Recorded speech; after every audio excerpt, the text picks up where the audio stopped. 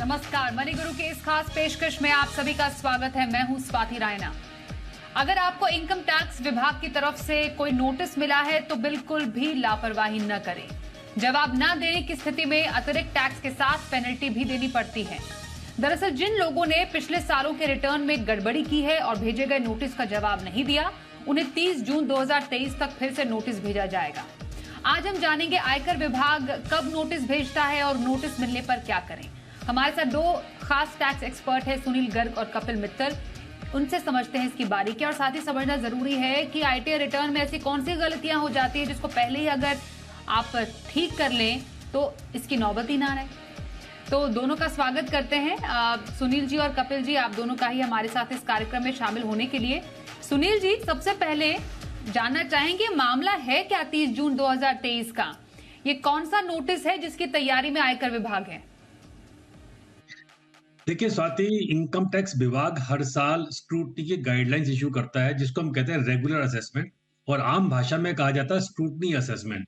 यानी अगर आयकर अधिकारी को लगता है कि आपने जो अपनी रिटर्न फाइल की थी, और रिटर्न कौन सी फाइल की थी, असेसमेंट ईयर 22-23 यानी फाइनेंशियल ईयर 21-22 की जो आपने रिटर्न फाइल की थी लास्ट ईयर, चाहे आप बिजनेसमैन थे या आप सैलरीड एम्प्लॉइज थे या आपकी कोई और इनकम थी, और उसमें लगता है कि या तो आपने इनकम को कम किया, आपने अपने खर्चों को ज़्यादा दिखा दिया, या आपको इनकम भूल गए।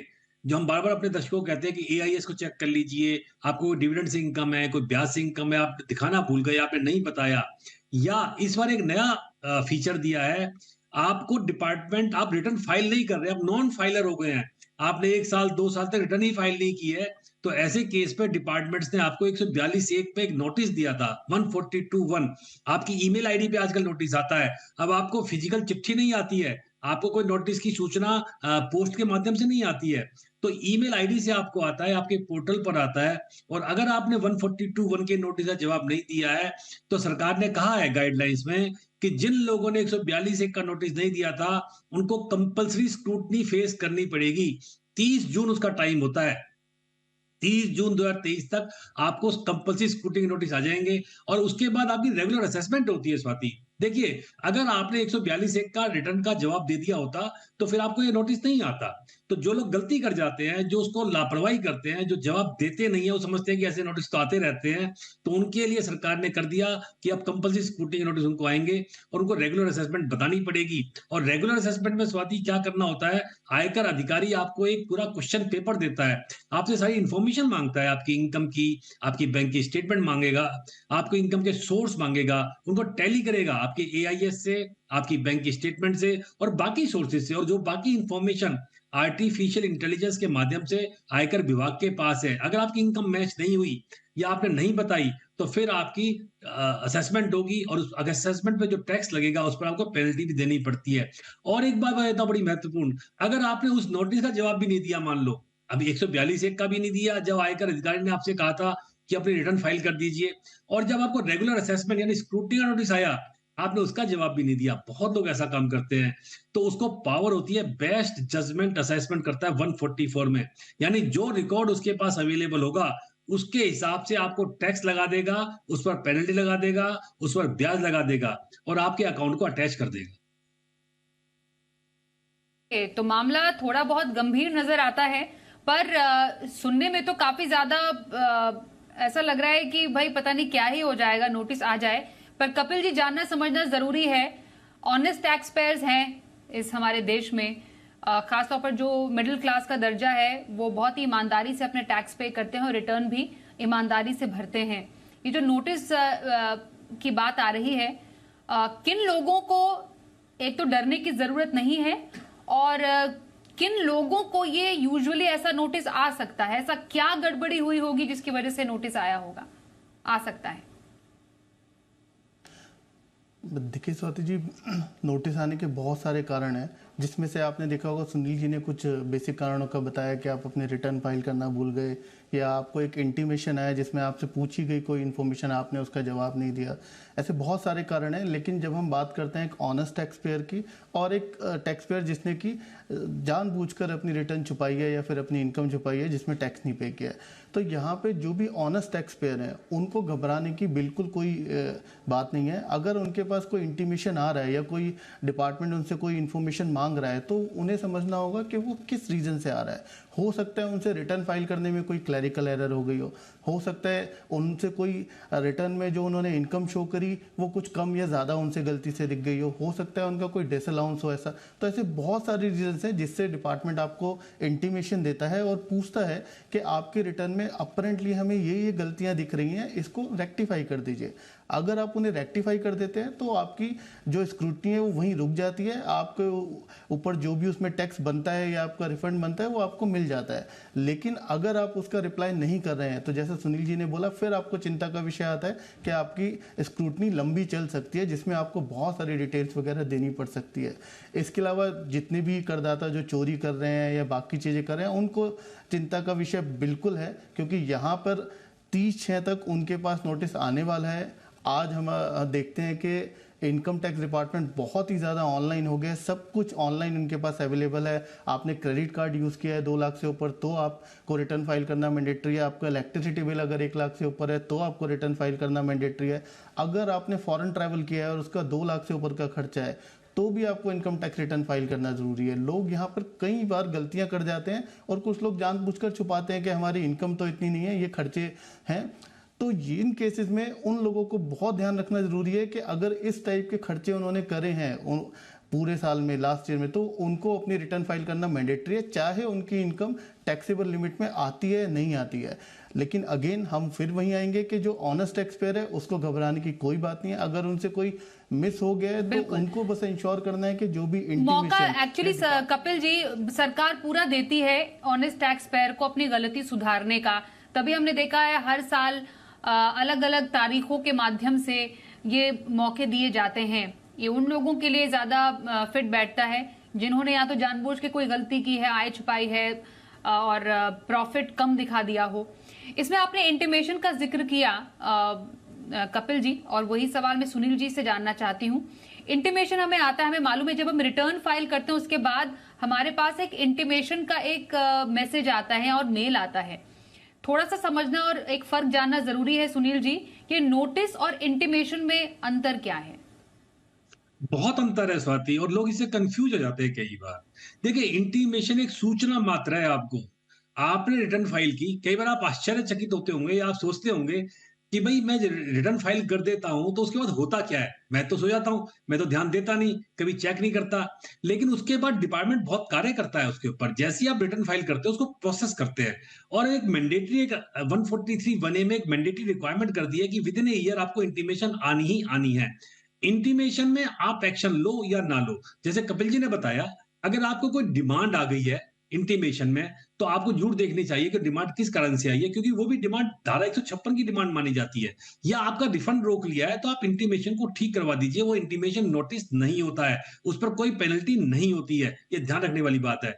लेकिन नोटिस स्पेसिफिक कंडीशंस में आता है, एक सेक्शन के तहत ही आता है। जैसे मैंने बताया था कि आप नॉन फाइलर है, आपने रिटर्न फाइल नहीं की है तो आपको मैंडेटरी नोटिस आएगा ही आएगा। तो इंटीमेशन और नोटिस दोनों के बिल्कुल अलग अलग प्रोविजंस हैं। हाँ, एक बात जरूर टैक्स पेयर को करनी चाहिए, जैसे मैं हर बार कहता हूं, अपने इनकम टैक्स के पोर्टल को लॉगिन जरूर कीजिए। क्योंकि कई बार क्या होता है, जब आपने पैन कार्ड बनवाया होगा और आपने जो ईमेल आईडी उस टाइम में डाली होगी, हो सकता है आपकी ईमेल आईडी चेंज हो गई हो, लोगों के एड्रेसेस चेंज हो जाते हैं। अब नोटिस बाई पोस्ट तो जा नहीं रहे हैं, तो या तो आप लॉगिन कर लीजिए अपने पोर्टल पर, वहां देख लीजिए, वहां पर एक कॉलम आता है फॉर योर एक्शन कि आपने कौन कौन से काम पेंडिंग है आपके, तो उस काम को जाके पूरा कर लीजिए। अगर इंटीमेशन है, इंटीमेशन तो बाय डिफॉल्ट आती है। अगर नील की आई है, इसका मतलब है कि आपने जो हिसाब किताब आयकर विभाग को दिया था, जो लायबिलिटी आपने मानी थी, वो उनको बिल्कुल सही है, उसमें कोई दिक्कत नहीं है। अगर डिमांड आई है किसी कारण से, यानी हो सकता है आपने कोई डिडक्शन गलत क्लेम कर ली है, कोई डॉक्यूमेंट आपने लगाया, या आपका मिसमैच आ गया, आपका जो 26A है उसके कारण मिसमैच आ गया, आपका टैक्स का क्रेडिट पूरा नहीं मिला, आपके एम्प्लॉयर ने टैक्स जमा नहीं करवाया। अगर कोई डिमांड किसी कारण से आती है तो कृपया उस डिमांड के कारण को समझें और उसको आपको जवाब ऑनलाइन ही देना है, और रेक्टिफिकेशन ऑनलाइन ही हो जाती है। लेकिन अगर नोटिस आया आपके पास में तो उसका आपको प्रॉपर रिप्रेजेंटेशन देना होता है प्रॉपर जवाब देना होता है, और जो क्वेश्चंस वो आपसे पूछते हैं उसको आपको प्रॉपर वहां फाइल करके असेसिंग ऑफिसर के पास में, उससे फिर एक ऑर्डर आता है आपके पास में, जिसको हम ऑर्डर कहते हैं 143(2) में, और उस ऑर्डर में वो जांचता है कि मुझे कोई टैक्स लगाना है या नहीं लगाना। एक बात तो कहूंगा, अगर आपके पास अभी नोटिस नहीं आया है और आपको लगता है कि मेरे से कोई गलती हो गई थी वित्त वर्ष 21-22 में, मैं वित्त वर्ष 21-22 की बात कर रहा हूँ, 1.5 साल पुरानी, तो भी सरकार ने अभी आपको मौका दे रखा है। जैसे स्वाति जी आपने कहा था, वो मौका है, आईटीआर यू फाइल कर दीजिए, अभी भी फाइल कर सकते हैं आप आईटीआर यू, 1.5 साल बाद भी केवल आपको 25% एक्स्ट्रा टैक्स देना पड़ेगा। यहाँ पर कपिल जी, ये लोग जानना और समझना चाहते हैं कि नोटिस कितने साल पुराना आ सकता है, क्योंकि कई जगह जब हमने समझा तो 10 साल तक पुराना नोटिस भी आयकर विभाग भेज सकता है। देखिए स्वाति जी, क्या है कि ना बहुत सारे डिफरेंट सेक्शन है। एक होता है हमारा रेगुलर स्क्रूटनी सेक्शन जो कि 143(2) में हमारा स्टार्ट होता है, और एक हमारा होता है 147, 148 का सेक्शन।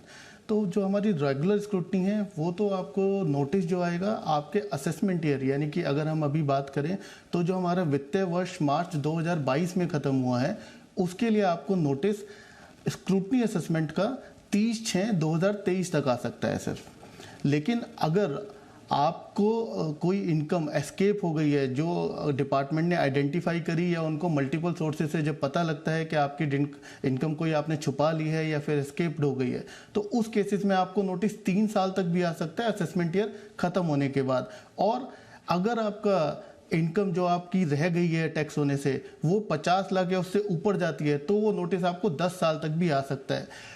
अगर हम 1 साल पहले की बात करें तो ये नोटिस आपको 16 साल तक भी आ सकते थे, लेकिन अब डिपार्टमेंट ने अपना क्योंकि सारा स्ट्रक्चर ऑनलाइन कर दिया है और उन्होंने टाइमिंग्स को रिड्यूस कर दिया है, तो आपको ध्यान रखना है कि आपको अपनी रिटर्न से रिलेटेड सभी डॉक्यूमेंट को कम से कम 10 साल तक संभाल कर रखना है। डिपार्टमेंट अगर कहीं भी आइडेंटिफाई करता है कि आपकी इनकम टैक्स होने से बच गई है या छूट गई है या छुपा ली गई है आपके द्वारा, तो वो 3 साल 10 साल तक भी आपको नोटिस भेज सकता है। यहाँ पे आपको अपना इनकम टैक्स रिटर्न का फॉर्म, आपको अपने जो भी इनकम के प्रूफ्स हैं वो आपको संभाल के रखने हैं। आपकी बैंक स्टेटमेंट आपको पता होना चाहिए कि वहाँ पे जो इनकम आ रही है वो कहाँ से आई हैं, वो आपने अपनी रिटर्न्स में दिखा दिए नहीं दिखा दिए, क्योंकि 5 साल या 10 साल बाद ये ध्यान रख पाना कि हमने क्या क्या इनकम कंसीडर कर ली थी, क्या क्या नहीं करी थी, वो बहुत इंपॉर्टेंट है। आपको अपना सारा बही खाता सब कुछ चीज़ें बहुत ध्यान से रखनी जरूरी है।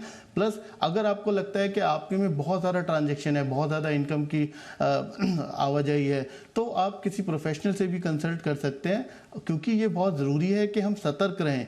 कोई भी नोटिस आ रहा है तो वो किसी वजह से आ रहा है, कहीं ना कोई या तो आपसे कोई एरर हुई है या फिर डिपार्टमेंट के पास कोई ऐसी इंफॉर्मेशन है जिसकी वजह से वो आपकी इनकम में और बढ़ोतरी करना चाहते हैं और आपसे टैक्स क्लेम करना चाहते हैं। सुनील जी, एक मुझे बात बताइए, हम ज्यादा धाराओं में नहीं जाएंगे क्योंकि थोड़ा कंफ्यूजिंग लोगों के लिए हो जाता है जब हम 142(1), 142(2), 143 की बात करें। मुझे एक बात बताइए, आपने स्क्रूटनी का यहाँ पर जिक्र किया था, ये स्क्रूटनी का नोटिस का रोल क्या है यहाँ पर? ये जो नोटिस जिसकी हम बात कर रहे हैं, ऑलरेडी लोगों को जो 30 जून 2023 तक भेजने की बात कर रहे हैं, जिन्होंने पिछले कई सालों का रिटर्न नहीं भरा है, उसमें कुछ गड़बड़ी की है, क्या ये वही नोटिस है? और इसमें होता क्या है स्क्रूटनी के नोटिस में, और क्या ये बाकी लोगों के लिए डर की बात है? देखिए स्वाति, अगर आप रिटर्न फाइलर हैं, ईमानदार हैं, ऑनेस्ट हैं, तो आपको बिल्कुल घबराने की जरूरत नहीं है, कोई टेंशन की बात नहीं है। स्क्रूटनी के नोटिस उन लोगों को आएंगे जिन लोगों ने या तो रिटर्न फाइल नहीं की, और वित्त वर्ष 21-22 की बात मैं कर रहा हूँ, फाइनेंशियल ईयर 21-22, जिसकी रिटर्न आपने 22-23 ईयर में भरी होगी, फाइनेंशियल ईयर में भरी होगी, उसकी मैं बात कर रहा हूँ। उसका टाइम 30 सितंबर है। 30 सितंबर 2023 तक आपको नोटिस आएगा। अगर आपने रिटर्न फाइल नहीं की है, या आपने रिटर्न फाइल की है लेकिन आपने अपनी इनकम को कम दिखाया, एआईएस में आपकी इनकम ज्यादा थी, टीडी फॉर्म 26 एएस में आपकी इनकम ज्यादा थी, लेकिन आपने अपनी इनकम कम दिखाई, मिसमैच आ गया, तो आप लोगों को पहले उन्होंने इंटीमेशन दिया होगा, आपने जवाब नहीं दिया होगा, तो हो सकता है अब आपको नोटिस आ जाए, जरूरी नहीं है।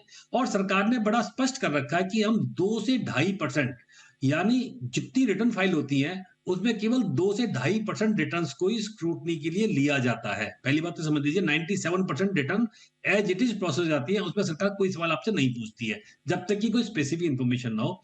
और अगर आपको स्क्रूटनी नोटिस भी आ जाता है तब भी आपको टेंशन लेने की जरूरत नहीं है, घबराने की जरूरत नहीं है। आप वो आपसे कुछ स्पेसिफिक सवाल पूछेगा कि आप हमें बताइए कि आपकी इनकम हमारे हिसाब से है और आपने इतनी दिखाई है, ये मिसमैच क्यों है? हो सकता है कि आपने आपने कोई इनकम पिछले साल काउंट कर ली हो। मान लीजिए आपकी एफडीआर का इंटरेस्ट है, फिक्स्ड डिपॉजिट का बैंक का, और आपने उसको लास्ट ईयर ले लिया, लेकिन आपको मिला इस साल क्योंकि एफडी आपकी इस साल मैच्योर हुई थी, तो मिसमैच आ गया आपकी तो इनकम में। तो आप बता दीजिए कि सर देखिए मैंने तो ईयर वाइज इनकम कैलकुलेट कर ली थी, मुझे मिली इस साल है, इसलिए इन्फॉर्मेशन में मिसमैच है, कोई दिक्कत नहीं है। हो सकता है आपने कोई डिडक्शन क्लेम की हो और उनके पास में उसकी इन्फॉर्मेशन नहीं है, तो आप उसका जवाब दे दीजिए। स्क्रूटनी विशेषकर जो ज्यादातर केस आते हैं स्क्रूटनी में, वो सैलरी एम्प्लॉय के केस में नहीं आते हैं। जो वेतनभोगी कर्मचारी, उनको स्क्रूटनी नहीं आती है। स्क्रूटनी ज्यादातर केस होते हैं बिजनेस इनकम जिनके पास होती है, जिनके ऑडिट होते हैं, वहां पर स्क्रूटनी केस आते हैं, क्योंकि वहां पे बिजनेस एक्सपेंडिचर आप क्लेम करते हो, आप बहुत सारे खर्चे क्लेम करते हो, और आयकर अधिकारी को लगता है कि आपने अपनी इनकम को कम करने के लिए अपने खर्चों को बढ़ा लिया है, तो वहां ज्यादातर स्क्रूटनी केस आते हैं। अदरवाइज स्क्रूटनी वहां पे आती है जहां पे आप नॉन फाइलर है, आपने रिटर्न फाइल नहीं की है, इसलिए कोई टेंशन वाली बात नहीं है। 2 से 2.5% स्क्रूटनी होती है और रेगुलर प्रोसेस है। ओके, तो ये हमने समझा कि आयकर विभाग का नोटिस कब आता है, नोटिस मिले तो क्या करें, कब घबराने की जरूरत है और किन्हें घबराने की जरूरत नहीं है।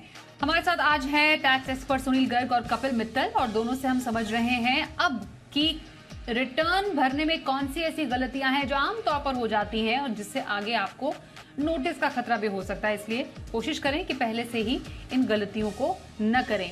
इसलिए सबसे पहले कपिल जी, कौन सी बड़ी गलतियां हैं रिटर्न भरने की जो आमतौर पर हो जाती हैं लोगों से जाने अनजाने में? देखिए, जनरली हम देखते हैं कि जितने भी लोग अपनी रिटर्न फाइल करते हैं ना, वो सबसे पहले अपने पास उनके जो इन्फॉर्मेशन होती है उसको देख के रिटर्न फाइल करने की कोशिश करते हैं, और ज़्यादातर लोग गलतियां ये करते हैं, जैसा सुनील जी ने भी बताया था कि अपना 26AS या एनुअल इन्फॉर्मेशन जो स्टेटमेंट अभी डाउनलोड होती है उनको कंपेयर नहीं करते हैं।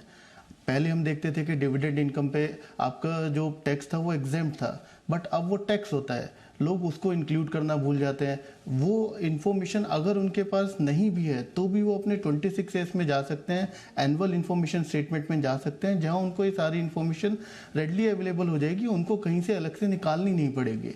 तो वो अपनी डिविडेंड इनकम इंक्लूड करना ना भूलें, अपना इंटरेस्ट इनकम, कई बार सेविंग बैंक अकाउंट पे उनको बहुत सारा इंटरेस्ट मिलता है, वो उसको ऐड नहीं करते हैं, उसकी वजह से उनको नोटिस आ जाता है कि आपका सेविंग बैंक अकाउंट का इतना इंटरेस्ट है जिस पे आपको टैक्स पे करना है। हालांकि सेविंग बैंक अकाउंट पे जो इंटरेस्ट आपको मिलता है वो 10,000 तक एग्जेम्प्ट होता है, लेकिन बहुत सारे एसएससीज के केस में देखा गया है कि जो इंटरेस्ट है 10,000 रुपये का वो क्रॉस हो जाता है और वो भूल जाते हैं कि उनको वो इंटरेस्ट अपने उसमें ऐड करना था।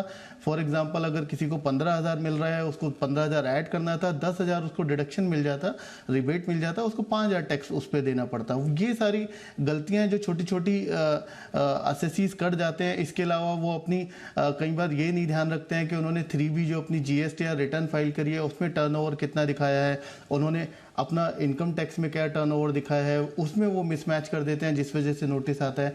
कई बार वो डिडक्शन क्लेम करने में गलतियां कर देते हैं कि डिडक्शन डबल क्लेम कर लेते हैं या फिर डिडक्शन रॉन्ग कॉलम में क्लेम कर लेते हैं, जिस वजह से उनको नोटिस आ जाता है।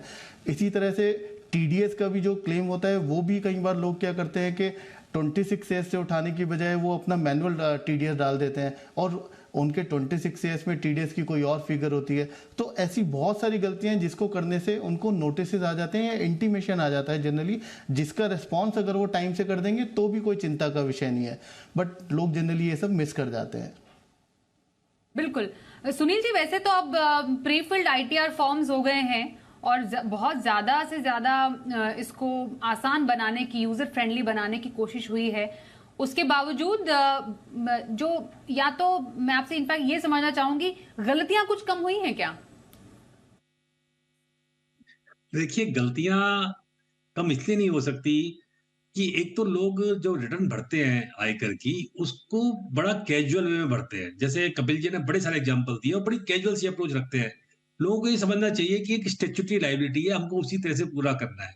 दूसरा, लॉ बड़ा कंफ्यूजिंग कई बार हो जाता है। जैसे इस साल, अगर हम इस साल जो रिटर्न फाइल करेंगे, लोग ये कंफ्यूज होंगे कि 3, 6, 9, 12 लाख वाला स्लैब है या 2.5, 5, 7.5 वाला है। तो लोगों को पहले कंफ्यूजन दूर कर लीजिए कि आपको जो 3, 6, 9, 12 वाला स्लैब है वो वित्त वर्ष 23-24 के लिए है, तो 22-23 के लिए तो आपको 2.5 लाख, 7.5 लाख, 10 लाख, 12.5 लाख वाला स्लैब चलेगा। या पुराना रिजीम चलेगा। और आपको ये भी ध्यान रखना है कि इस बार जो आप रिटर्न फाइल करेंगे, उसमें पुराना रिजीम बाय डिफ़ॉल्ट होगा, ओल्ड टैक्स रिजीम, और आपको नए को चुनना होगा। अगले साल 24-25 में ये उल्टा होगा। एक तो ये बात। दूसरा, टीडीएस को लेके बहुत सारी गलतियाँ होती हैं। जो टीडीएस का मिसमैच हमने देखा है हमेशा, आपका टैक्स काट लिया, एडवांस पर टैक्स काट लिया, एडवांस इनकम पर टैक्स काट लिया, आपने इनकम नहीं दिखाई। तो हमने देखा है कि ज़्यादातर केस में जहाँ टीडीएस मिसमैच हो रहा होता है, आयकर अधिकारी पूरी इनकम को ही टैक्स करने की कोशिश करते हैं। तो हम बताते हैं करदाताओं की सहूलियत के लिए सरकार ने एक अच्छा काम किया है कि अगर आपका टीडीएस इस साल से आप कैरी फॉरवर्ड भी कर सकते हो। यानी आपको लगता है कि मेरी इनकम पे टैक्स जो है वो एडवांस में काट लिया गया है, तो आप टीडीएस को कैरी फॉरवर्ड कर लीजिए। लोग ये गलती कर जाते हैं। लोग समझते हैं कि मेरे को टैक्स टीडीएस तो काट लिया, उसका रिफंड क्लेम कर लो, इनकम नहीं दिखाते वो। तो बड़ा ज़रूरी है कि आप 26 ईयर्स और एआईएस की इन्फॉर्मेशन को मैच करें। बाकी आप डिडक्शंस को क्लेम, अगर आप नए टैक्स रिजीम में जा रहे हैं, तो लोग फिर गलती करते हैं कि नए टैक्स रिजीम में आपको कोई डिडक्शन नहीं मिलती है। इवन एचआरए की छूट भी आपको नहीं मिलती है, केवल स्टैंडर्ड डिडक्शन मिलती है। ये भी आपको ध्यान रखना है। और उसके साथ में आपको अगर नए टैक्स रिजीम में जा रहे हो, तो एक फॉर्म जब आपको भरना है, वो फॉर्म भी आपको भरना चाहिए। ओके, फॉर्म की क्योंकि बात हुई है, अलग अलग फॉर्म्स हैं कपिल जी, अलग अलग लोगों के लिए। तो एक बार आपके माध्यम से रिवाइज करना चाहेंगे किन्हें कौन सा फॉर्म भरने की जरूरत है? देखिए स्वाति जी, कुल मिला के 7 फॉर्म्स हैं आईटीआर के। पहला आईटीआर 1। आईटीआर 1 एक इंडिविजुअल पे एप्लीकेबल है जिसकी सैलरी इनकम या किसी एक हाउस प्रॉपर्टी से इनकम हो, या उसकी कोई पेंशन इनकम है, या उसको कोई विनिंग लॉटरी वगैरह की इनकम है, बट वो इनकम जो है 50 लाख से ऊपर नहीं होनी चाहिए। तो आईटीआर 1 फॉर्म फाइल करेंगे। अगर उसी इंडिविजुअल की इनकम, टोटल इनकम 50 लाख से क्रॉस कर जाती है, या फिर उसको एक या एक से ज़्यादा हाउस प्रॉपर्टी की इनकम है, या उसका कोई फॉरेन बैंक अकाउंट में अथॉरिटी है साइनिंग की, या उसके पास कोई असेट है इस टाइप की, तो उसको आईटीआर फॉर्म 2 फाइल करना होता है। तो बहुत सिंपल है, इंडिविजुअल्स के लिए आईटीआर 1 और 2 में सिलेक्शन करना। मेजर जो डिफरेंस इसमें हम देख पाते हैं वो 50 लाख की इनकम क्रॉस जब हो जाती है तो आईटीआर 2 में शिफ्ट हो जाता है। आईटीआर 3 जो हमारा फाइल होता है वो जनरली केसेस को कवर करता है जहां पर कि आप पीजीबीपी, एक इंडिविजुअल जो कि प्रोफेशनल की या बिजनेस की इनकम अर्न कर रहा है, उस केस में वो आईटीआर 3 फॉर्म फाइल करेगा। जब आपकी सैलरी इनकम है या पेंशन है तो आईटीआर 1 और 2 हमने देखा। जब आपकी बिजनेस इनकम है, प्रोफेशनल इनकम है एज एन इंडिविजुअल, तो आप आईटीआर 3 फॉर्म फाइल करेंगे। आईटीआर 4 जो फॉर्म है, आईटीआर 4 के अंदर जितने भी प्रिजम्पटिव टैक्सेशन होता है, जहाँ पे हम 8% या 6% अपने ग्रॉस रिसीप्ट का इनकम पकड़ लेते हैं, या फिर प्रोफेशनल के केस में 50% का जो इनकम टैक्स हो जाता है, वो आईटीआर 4 को यूज़ करते हैं। ठीक है। आईटीआर 5 जो होता है वो बिजनेस इनकम्स के लिए होता है, अगेन अदर देन कंपनीज के केस में, जैसे कोई पार्टनरशिप फर्म है, लिमिटेड लायबिलिटी फर्म है, या इन सब के केसेस में वहां पर आईटीआर 5 फाइल होगा। आईटीआर 6 फाइल होगा स्पेशली कंपनीज के केस में। जितनी भी हमारी प्राइवेट लिमिटेड कंपनीज है उनके केस में आईटीआर 6 फॉर्म फाइल होगा। और आईटीआर 7 जो फाइल होगा वो पॉलिटिकल पार्टी, ट्रस्ट और इन सब केसेस में फाइल होगा। तो जनरली अगर हम बात करें तो पहले जो 3 या 4 हमारे फॉर्म्स हैं जो इंडिविजुअल्स के लिए बने हैं, वो आईटीआर 1 सैलरी और पेंशन, आईटीआर 2 सैलरी पेंशन जिनकी 50 लाख से क्रॉस होती है, आईटीआर 3 जहां पर वो इंडिविजुअल अपनी प्रोफेशनल या बिजनेस की इनकम दिखाता है। तो ये तमाम आईटीआर फॉर्म्स हैं आप सबकी सहूलियत के लिए। अपना करेक्ट आईटीआर फॉर्म जो आपके हिसाब से सही, उसको भरकर ही आप सही रिटर्न भरें, और उसके बाद के जितने भी ये कॉम्प्लिकेशंस पचड़े हैं उससे आप बच सकते हैं। पर इनके बारे में चर्चा करने के लिए और क्लैरिफिकेशन के लिए सुनील जी और कपिल जी, आप दोनों का धन्यवाद करते हैं हमारे साथ चर्चा में शामिल होने के लिए।